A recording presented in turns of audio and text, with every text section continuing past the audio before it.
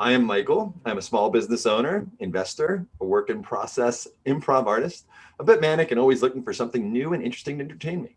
I'm a TV host and your host right now for what we call the Second Scene Podcast, a Dweeb's global production where you can go for free resume help, mental health assistance, and so much more. And there's no catch. We're completely confidential and we're free. We're free. Just go to dweebsglobal.org. It's free. I swear it's free. So I am here today with Nicolette. Oh, I am not good with pronouncing names. Can you help me out with the last name? My surname is Chinomona. Chinomana. Yeah. Okay. Well, I think you got pretty close right there. I can't pronounce anyone's names. I do this every episode. So you started your career as a business strategist, and now, against your parents' best wishes, you become an expert in wine, and you've written a book called Wine for Mere Mortals. Yeah, I don't know if it's really against, but my parents' best wishes, I know it's definitely against my mom's best wishes. She actually doesn't know anything about it, and I plan to keep it that way. My dad, I think he just kind of took it. He was just like, "Oh, you wrote a book about wine. Okay." He's kind of used to the way that his daughters do tend to be a bit crazy, so he just takes it as it comes. You grew up in Botswana, and where did you go to school? Interesting story. I went to two primary schools, which I guess is your equivalent of elementary.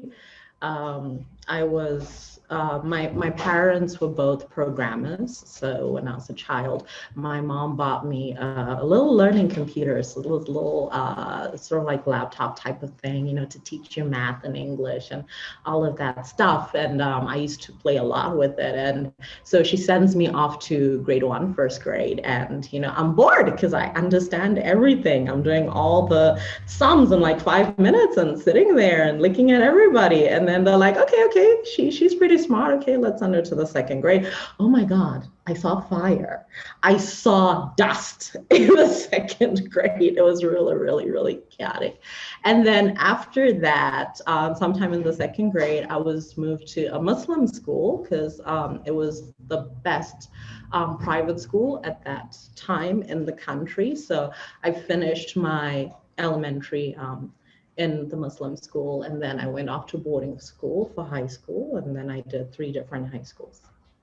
Okay, where was the boarding school? Was it still in the same country, or? No, the boarding school was in Zimbabwe. I was very unceremoniously shipped off to this boarding school, school that I sometimes still have nightmares about. If you hear all those stories about boarding school, no, that school definitely, all the stories are true Really? about that school. Yes, oh gosh, I hated that school. At some point I told myself I was gonna get stinking rich one day and buy the entire school and just set it on fire. Like that was my big ambition at some point in my life.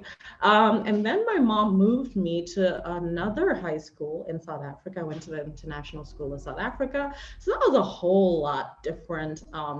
Definitely a very, very different experience because it was a school, I guess, for very privileged people because my family, I guess we're middle class. So it was, for upper middle class, to get to mix with children of CEOs, ambassadors, that sort of thing. And it was a bit chaotic. The school didn't have enough rules, which is a weird thing for a teenager to say. But when I moved, you were coming from one with extreme rules. I mean, it was. Yeah. But then to go to almost no rules, because I remember we were in the most unruly boarding house. And at some point we made our boarding mistress actually just burst into tears. That's how hectic it was. And so by the time that I went to my third high school for my last 2 years of school, it was literally like, oh my God, rules. I'm so happy that there are rules here. Give me more rules. Tell me how to stand straight and how to polish my shoes.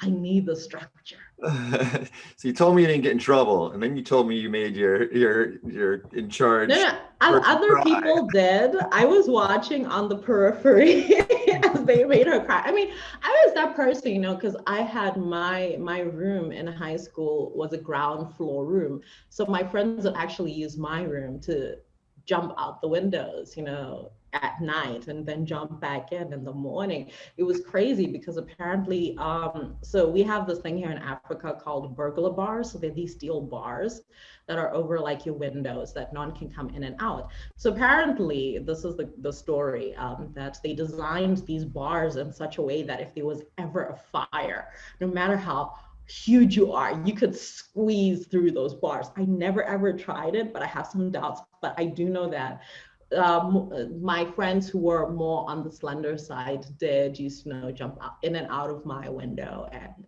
that was always interesting. I just had no desire for that. I mean, I guess I was a nerd in a way. I mean, all I wanted was to read, like read books. Been a fan of reading for the longest time. I guess that's kind of why I've gotten into writing everything that I've been writing. I love writing. The only bad thing that resulted from boarding school is I hate the words good morning. I hate the words good morning. How could you hate the word broke good up morning? with somebody. I hate those words. I hate it. I once broke up with the guy because he kept saying good morning to me.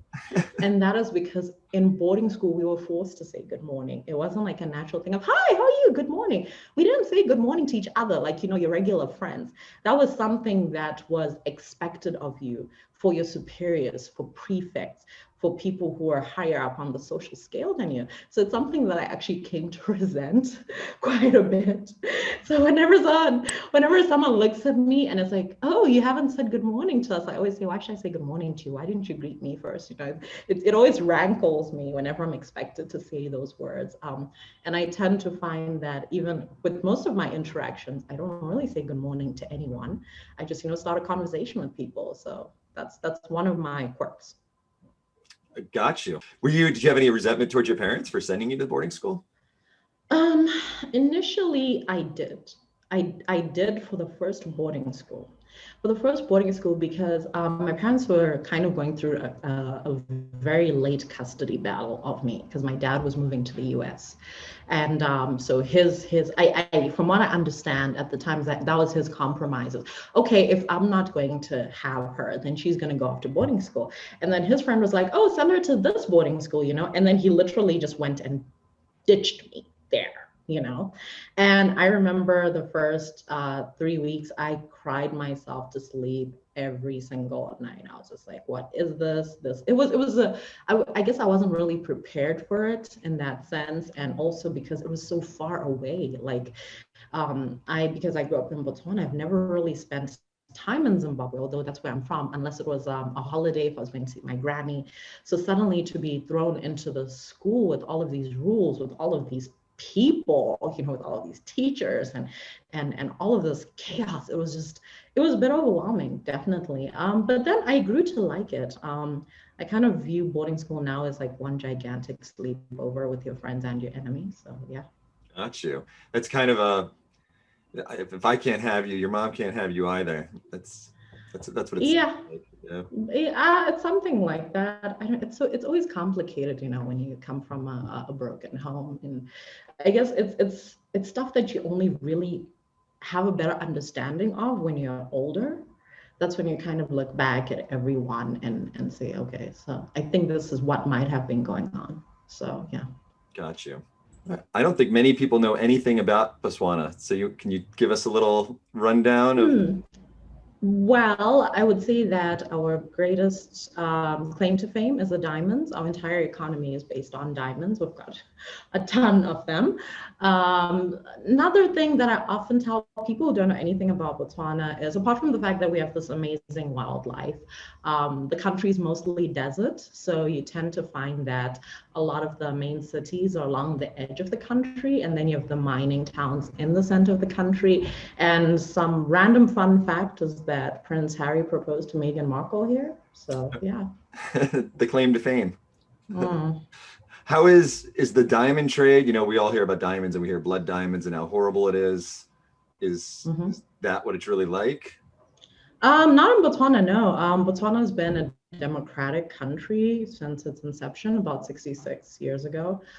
So it's one of the best places to get diamonds that aren't, involved in conflict or mired with war and that type of thing. It's a very democratic country, yeah. So we don't actually have that. Botswana's never actually ever gotten into a war, really. So yeah, our diamonds are clean. Oh, what a peaceful place to live. That's wonderful. It is very peaceful. So I actually deal in diamonds myself, so it's always Oh, it's an interesting lovely. avenue for me. I deal in used diamonds, but Hmm. I don't know if you know much about diamonds, but now they're making them in the lab, which is really cutting into. Mhm. Has that affected you guys? I don't know. I kind of feel like I look, I'm a person who's a fan of conservation and looking at alternative ways of doing things. And there has been a discussion in Botswana about, needing to diversify the economy because you can't rely on diamonds forever. So I've always found the whole idea of people making diamonds in labs a bit fascinating. So whenever I want to terrify my relatives, I tell them that when I die, I want to get cremated, and then I want the ashes to be compressed into a diamond and made into a ring that I'm going to give one of my favorite relatives. So I'm sure that will inspire a few ghost tales in years to come. Yes, yes, and I'm sure that'll be a service that is provided in the not so distant future. So I think Mm-hmm. that'll be a good way to go. I might follow you with that. I like that a Mm-hmm. lot. All right, well, let's move to you're a business strategist, correct? Mm-hmm. That's your main career, or where you? Yeah, it is right now. I'd actually call it more like I use the word business strategist because whenever we use the word business coach here, people don't know what a business coach is here, like in the region of the world in which I'm at, but they understand the word strategist better. Got you. Okay, so it's another word for business coach. Mm. What do you work for, individuals or companies? I work for individuals. I predominantly work with startups. And what I do, my area of focus is helping people develop their ideas. I'm one of the people who has been blessed to be intuitively creative. And I think I've kind of helped that along by, reading a lot. I'm constantly watching some video, some documentary, or some article, or something of that sort. So what I really want to do here is, there's so many people that have an idea, a concept, something they want to build. But every single person thinks that their idea is the most wonderful idea in the world. And I'm the person who sits down with them and says, nah, what's really special about this? This isn't really that special. You need to work on this. Because, the world in which we live now, we live in an attention economy. So a lot of the times, you could have an amazing product, something, that can blow everyone out of the water. But if you can't get attention for it, if you can't get people to actually look at what you're doing, then you're going to flounder. Right, right. So you guide them with essentially their marketing in a way. Yeah, and well, marketing, not so much. I feel like marketing and conceptualization or product development can sometimes be two different things. Because marketing is how you basically inform people of what you have. But then once they actually come and see what you have, it should be amazing for them once the product actually gets into their hands. It should be something that makes them go, oh, wow, I like this. Oh, this is interesting. That's different, because at the end of the day, I believe that when you're creating a product, it's about connecting with people. Whatever it is that you're selling, it's about connecting with people. And it's about connecting with yourself as well as a person. Because I tend to find that, part of my process and working with my clients is actually saying, but who are you as a person? Because so many people are not self-aware. They don't know who they are. And I always ask, well, how do you develop a business if you don't know who you are? Because your business is always going to speak for you. Whatever you develop is coming from you. So if it is not developed taking your strengths, your weaknesses, your loves, your whatever it is that you're passionate about into consideration, then what exactly are you doing? Because I've noticed that we have a problem with entrepreneurs burning out or losing interest. I know entrepreneurs that start a new project every 6 months, and it's like, why are you doing this? It's because you haven't found a product that you love, a product that you can identify with. And if you can't identify with this product, how are you going to sell it? Because at the end of the day, I would like to believe that whoever you're selling to is like you understand them because they're like you. But then if you don't even understand yourself, and your product is not even geared or developed with an understanding of who you want and what you want and the need that you're fulfilling, then you're not going to be able to sell it, you know? So it's about taking that raw product or skill that a person has and aligning it with who they are, and aligning it with who they are, and then enabling them to communicate that, you know what, my name is this and I'm passionate about this, and so I've created this product and I feel that you are going to benefit from it because this is how it has changed my life. Because at the end of the day, people want authenticity. People don't just want someone to sell something to them for the sake of, oh yeah, I want to make money. You know, we want to buy from people that we believe, truly believe in what they're selling, and they would use it themselves. Right. You always hear people, best way to do it is to tell a story, tell your story. But you just described that so well. I've never heard it in so much detail.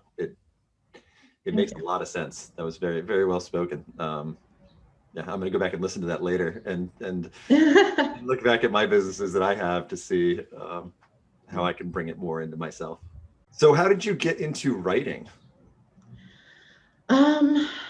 I've always used writing as an outlet for my emotions. I had a lot of emotions, and I've struggled with depression for the longest time since I was actually a child. And on how I started using writing as an outlet is that my first outlet was reading. I was a ferocious reader. So I mean, I was reading Stephen King novels by the time I was in the 5th grade in one day. That's how much I loved reading. And then at some point during my childhood, when I was with my father, I don't know what got him into this, frame of mind, but he used to make me write a story every single day after school about my day, and I hated it. I absolutely hated it.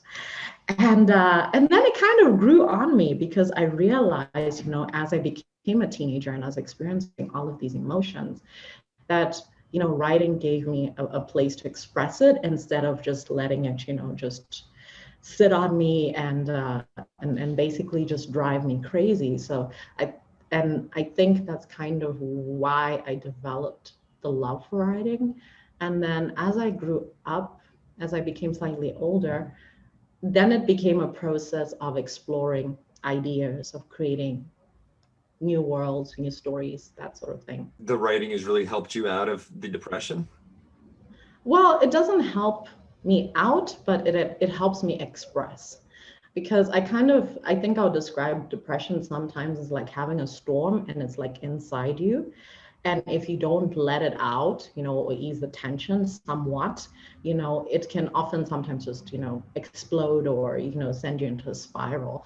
So writing allows me to, I guess, to center myself and also to funnel some of the emotions that I'm feeling into other people. I would say that, when you're a writer, it's almost like you're God, you're a God, because you're creating this world and you're doing all of these things to these poor souls that have come out of your mind, and you're just like, oh, you're gonna die now, oops, sorry, oh, so sad, oh, everyone's crying, oh, you're gonna fall in love, you're in love, oh wow, that's amazing, we're so happy that you're in love. So it's very complicated. I was participating in NaNoWriMo. I don't know if you've heard of that. No, what is that? NaNoWriMo is National Writing Month. It actually started a few years ago in the US. And now it's basically become a global thing. So the challenge is to write 50,000 words in the month of November. And I've always chickened out of doing Nano. And this year I was like, okay, I'm gonna do it. I'm gonna do Nano. Yeah, 1,667 words a day. We're gonna do this, let's do this. And then I'd open up my computer and I'll be terrified, absolutely terrified, absolutely just terrified. I'm having anxiety attacks. I'm just like, I can't do this. But then now my dad had bought me the writing software, and I promised him that every day I'd send what I had written. And I was like, oh, okay, let's sit and let's do this, So throughout the month of November, I did finish the 50,000 words actually on the 24th. And so I was the other thing I did is I made a group to hold me accountable on Facebook. I call them my beta readers. I posted every single day. And if I didn't post, they'll be like, hey, where's our stuff? Like, where's our words? So they kept me accountable. But I realized through that process that writing is very complicated. it changes and it evolves as you as a person evolve. There is there's a book by an Israeli author. Um, One of the books is called My Michael, and I forgot what the other name of the book is, but there's a phrase that I like. And the lady in it says, when I was young, I had the power to love, but now I am losing the power to love, and I don't want to die. And basically the theme of that was that when you're young, you have something in you, and that thing is what gives you life. And then as you lose that, you're slowly dying. And as I was reflecting on why I'm so terrified of writing, why it's so anxiety inducing, despite the fact that my beta readers are like, we love this, keep writing. How are you coming up with this stuff? Because I'm writing a fantasy novel. And I realized that it's because when I was young, I had more heart. I had more things that I was feeling, more things that I was exploring in terms of my emotions. I was more intense. And so it was easy for me to write then because I was writing from emotion. And I've actually had to be honest with myself and say, you know, as I've grown older, I've become shallow. And I was afraid to start writing because I was afraid that everything I would write would be shallow, that my characters would be shallow. And what I discovered in that process was that I learned now to write from my creative brain. Whereas when I was younger, I wrote from my emotional brain. But now my creative brain is coming in and saying, okay, now we're putting all of this interesting stuff. Now we're writing these weird and wonderful fantasy creatures. And it's given me an opportunity to tap into something I've never tapped into before. And kind of work my way around that. But then at the end of the day, as a person, if you have this thought in you that you become more shallow, that is very deep thought to have. It says things about you. So at the end of the day, if you're a writer and you're creating a world, sometimes it's scary to create that world because of what it's going to say about who you are as a person, how you've grown, what you have learned, what you feel. And that is a terrifying thing to happen. Yeah, I've dealt with depression my whole life, and I can think back to high school and college when I would be so creative and I would do these short films and just express with no judgment. And then, got into my 30s and it was like, I want to do this, but then you'd stop because you'd immediately judge what was coming out of your brain, and you'd be embarrassed by it or you'd be ashamed by it. Or I'm getting back to a part in my life right now where I'm kind of, not writing, but I'm understanding the creativity, and it's bringing back a little more of the freedom and the, yeah, it's feeling good. I completely understand what you're saying, and I'm kind of working through some of the same stuff. What's your novel about, your fantasy novel? Oh my God, that's complicated. Okay, long story short, it's based on a world where there used to be six great beasts, and then humans came along, and then the humans and the beasts had a, we don't like you, we want to kill you, let's try and kill each other. And then after some time, they made peace, and then the beasts endowed the people that lived around them with certain powers, certain magical abilities, certain abilities to transform. And then as time went on, the beasts started dying off, as is the nature of things, you can't live forever. And the other great beasts were all like, okay, time's up, we're going. We're out, it's good. And then there was this one dragon called Val was like, nope, I'm not going anywhere. And what I'm gonna do is, since all of the other great beasts are gone, is I'm basically gonna rule this entire planet. So it's about, the kind of like the backstory of the war that they had to fight to defeat him. And then, now the story is starting off like over 1,000 years later when, magic is starting to kind of pop into the world. And everyone is like, wait, you mean this stuff really exists? We thought that was just like a legend. Like, we're not comfortable with this. What's really happening? So yeah, something in the line of those things. I know you go by a pseudonym, Nikki Page. What's the reason for that? Or how'd you come up with Nikki Page? Because in case my mom actually Googled my name. That was why. That makes sense. It's all for mother. I did, however, decide to release a second edition of my book with my own name on it because I was like, if she finds out about it, I'm just gonna like, well, so what you gonna do now? But that was it. The Nikki Page of it was that a lot of my friends sometimes call me Nikki. And that particular spelling of Nikki was actually made up by an ex that thank God he's gone. But it was a very interesting spelling of Nikki, so I decided to keep that and get rid of him. And the page as well. You're right. When it comes through your life, there's something good to come out of it. So you found the good. Yeah, I guess so. I guess so. So yeah. Okay. I was reading a bit about you, and you've been dreaming about wine for a long time. When was the first time you thought about wine or had the first taste? Oh gosh, when was my first taste of wine? I had some really cheap wine in my second boarding school, the one I told you about, the international schools act with no rules. Some friends went and they got some, like wine in a box, which was, I feel like it was just homemade somewhere. And I was like, okay, we're getting 5 liters, so each of you is taking 1 liter. And that was the first and last time I ever got drunk in high school. We just ran around the school doing all sorts of chaos. But I don't even remember what it tasted like. And the second experience, I remember I bought a bottle of wine for my mom's birthday and I picked the wrong one. And it was the wrong one for our palates and it tasted terrible. And then I was just like, okay, perhaps we shall not do this experiment like this again. And then around the age of 25, that's when I decided to actually start drinking because I've never been much of a drinker. I've never been one of those people who needed alcohol to have fun. I've always been a bookworm. So it was a learning process for me. It was a process of saying, hey, I want to learn about wine. I want to learn about wine culture. So what do you think it was all about, though, that really brought you into wine and wanting to get the release? Is it purely the taste, or is it also because you want the release and the relaxation it gives you? Like wine definitely relaxes and. That's a very good question. I think for me, it was more of the learning exercise when I got into it. I like learning new things. I'm the type of person who will do a random course on a random topic. I was recently doing a course on making cheese or sausages or whatever, So for me, it was like, I want to understand this particular culture, this particular thing.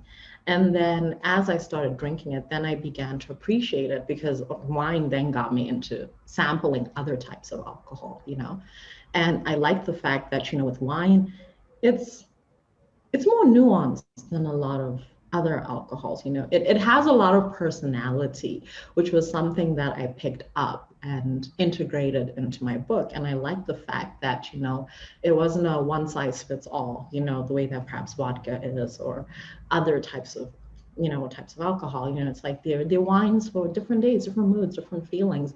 And I like that because, as somebody that suffered from depression and anxiety, sometimes it often seems as if, today I'm feeling happy, today I'm feeling super low, tomorrow I'm feeling blank, tomorrow I'm feeling hyper and intense, So I liked the fact that when it came to wine, I could find one that I could always drink, depending on what I'm feeling at that particular time. And I also like the fact that for me, it's a social thing, because I realized one of the things I love, my absolute favorite thing in the world, apart from puppies and kittens and furry little cute animals, is food with friends and wine. And having good conversation. I've never been that type of person to be like, oh my gosh, it's time for us to go out. So I'm getting dressed and I'm going out and we're gonna dance all night. I've never been that type of person. I want there to be food. I want everyone to sit and I want everyone to drink and I want to talk about education, religion, politics, everything. I want good discussion with good food and good drinks. You do really enjoy the aspect of wine that loosens you up. It makes people freer to speak what's on their mind and share thoughts. Mm-hmm. Yeah, definitely. I enjoy that aspect of it myself. It's also a form of expression for you, it seems. Yeah, I guess you could say so. It was actually an outlet because I have a confession to make. So, I was doing my MBA. It was my last 3 courses of my MBA because I did my MBA long distance. I got a scholarship. And I was fed up. I was sick and tired of reading. I was sick and tired of exams because I do not like formal school. I do not like formal education at all, but I got the scholarship. I applied for it. I told them a lot of nice things that they would give it to me. So I was going to fulfill my duty to them. And I remember after I finished, I'm done, I've written the last exam, I'm confident I've passed. I needed something to switch my mind into, something just to erase everything I had just learned from reading these textbooks, just erase it all from my mind. And I thought, it would be really good to write a guide to wine, because I was sick and tired of my friends never understanding wine. What is Merlot? What is Chardonnay? What is all of this? I was always just always having to explain it to them. So then I figured out a way of making them remember. I was like, okay, let's compare the different types of wine to the different types of people you might date. And then suddenly everyone perked up and was like, well, tell us more. We want to hear this, So that was kind of the way that I approached the book. Okay. Is comparing the different types of wine to different types of people you might date, and I do say in the book that as tongue in cheek, it is dependent on me, and my taste, but everyone has to also, find their own way of viewing it. Everyone has to find their own sense of what, wine means to them, but it does make it a lot easier, I've noticed, for people to remember it and, I guess to enjoy it, and silly little things. I always say, my book isn't very big. It's not a very thick book.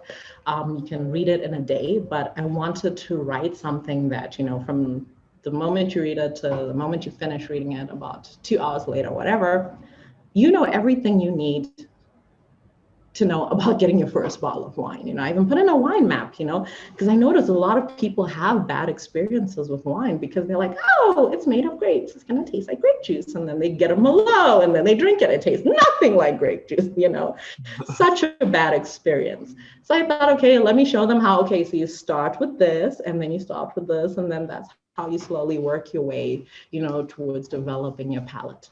Well, that's a hilarious way to do it, to compare it to your exes. I love that. I haven't read the book yet. I'm looking forward to reading it because I'm gonna I have a palette I can compare it to of exes. Okay. Right. You'll let me know if it aligns. Yes.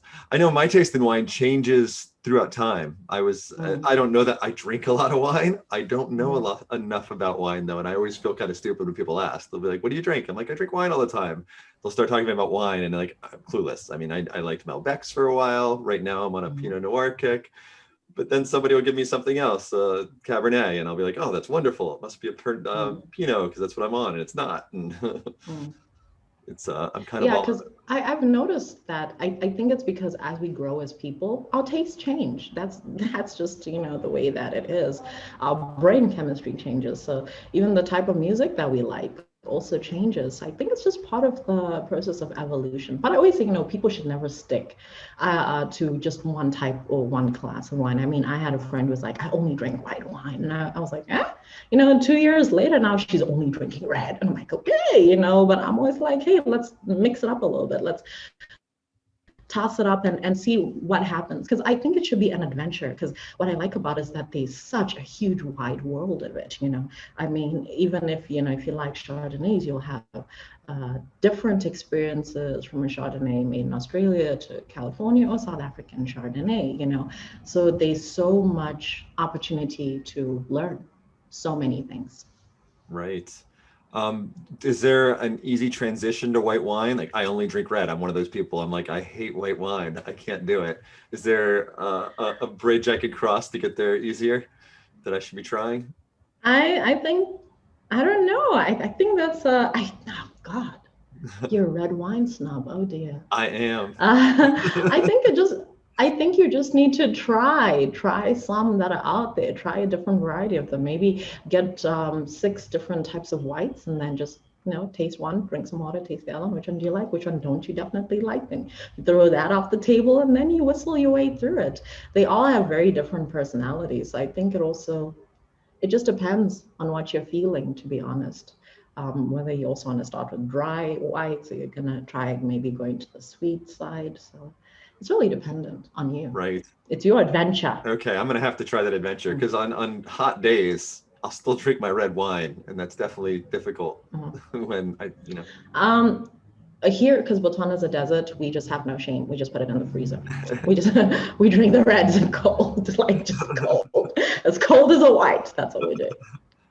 I'm a snob when I go to a restaurant. I can tell if they're giving me wine from a bottle that was opened yesterday, and I'll immediately send it back. Like I can't. I can. That that is so weird because I read the story a few weeks ago about these Wall Street guys that paid $2,000 for a bottle of wine and then they were served a bottle of wine that cost less than $20 and they couldn't tell the difference. Well, I don't know that I could there. There, I might not Mm, tell the difference. I might fail that one, but I can tell when it's been open a day before for the most part. mm, mm. um, yeah. So yeah, but I do love my wine. Is there a difference? You can't just judge it by the price, though. You can't say it's a finer No, wine. you can't. Absolutely, you can't. I think what it is when it comes to, I think the best way to judge a wine is with your palate. Do you like it? That's it. You know, price point can mean a lot of things, but do you like it? Do you actually enjoy it? And I think when it comes to price points, the only thing that I will say is don't keep it. Like if it's that cheap, finish it in one day. Because afterwards it's going to be really bad. But I always say to my friends who are like, oh my gosh, we bought this expensive wine, so it's going to be great. I'm always like, no. That's not always, a good indicator whether wine's going to be great, because there's some vineyards that are producing really amazing wine at reasonable price points, and it's really all, I mean, the quality of wine is affected by many things. It's affected by, the maker of the wine, the person who's actually doing the mixing of it, the production of it. It's affected by the weather, it's affected by the soil, it's affected by, the cork sometimes, so that's why I always say to people, if you taste a wine and you love it, go buy 12 bottles of it, because there's no guarantee that that exact bottle from that year is going to taste the same as another one from another year. There's no guarantee. Well, I know you have to run. So to finish this up, is there a particular wine that somebody can go out that best brings out your characteristics? Oh God, my characteristics. That depends on which day it is. Let's go with a good day. I would say, well, I would say that my favorite wine is a Pinotage. Pinotage is the girl that everyone wants, athletic, smart, compassionate, all of those things. And I love the way that it tastes. It's a very intense red. And the other thing that I think distinguishes it from a lot of other wines is when you open the bottle, the smell is just amazing. It actually made a friend that I have that knows nothing about wine turn around and say, "What is that smell?" And I was like, "This is that smell," And so that's what I would say. I would say everyone should definitely try a Pinotage, but it shouldn't be your go-to, especially if you are a young wine drinker. I'd actually say for people that don't really have much experience with reds, they should actually try, maybe Pinot Noir, because it's a bit lighter on the tongue. Yes, I definitely like the lighter, but there's always when I'm having red meats, the darker seems to be more tasteful. Am I correct in that, or am I just? No, that's true. That's very true. Got a little bit. Well, thank you. This has been Second Scene with me, Michael, and thank you, Nicolette. It's been a joy to talk to you for the past hour. You can find your book on Amazon, Wine for Mere Mortals, or you can visit the website, wineformeremortals.com. If you want more no-nonsense advice or free resume help, free mental health assistance, and so much more, there's seriously no catch, and it's completely confidential. So please contact us at dweebsglobal.org to get help for free. Is there any other websites that you'd like to plug? Oh dear, no, that's the wrong thing to ask me right now because my mind is scrambled. So. I think let's stick to the wine book for now. Wineformeremortals.com. It's on Amazon, so get it today.